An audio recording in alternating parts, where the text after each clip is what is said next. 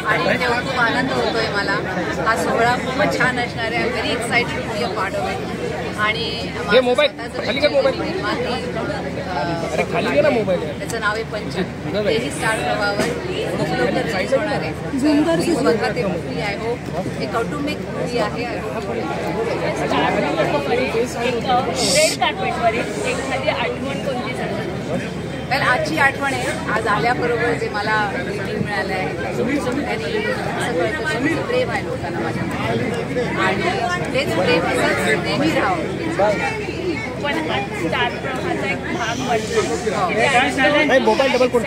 Excitement आहे. म्हणजे खूप एक्साइटमेंट आहे. हा नंबर 1 चॅनल आहे आज. आणि मराठी जे आपली माणसं आहेत, आपली मराठी परंपरा आणि आपली जी मराठी प्रवाह आहे ते सगळं ते लोक खूप छानपणे आपल्या आणि त्याच्यामुळे मी पार्ट ऑफ दॅट.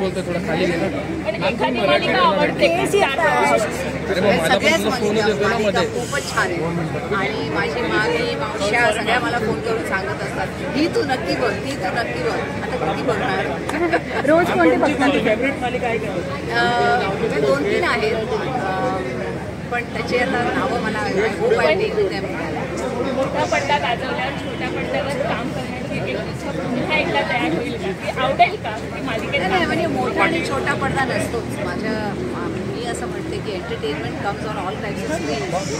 आणि मी OTTवर पण केलेलं आहे. फेम गेम आणि मुली केलेलं आहे पजामा.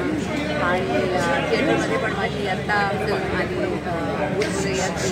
ही खूप छान झाली. तर आय थिंक रोज मी देवाला थँक्यू म्हणते की मला ऑपॉर्च्युनिटी. मराठी आता सध्या पंचमवरून सगळं लक्ष एकत्र होणार आहे. हेच आता माझ्या मॅम एक खऱ्या अर्थाने एक प्रश्न आहे. मालिका तुम्ही पाहता पण मराठी मालिका पुरुष करत आवडेल का तुम्हाला? हां जरूर. का नाही, एकदम आवडेल.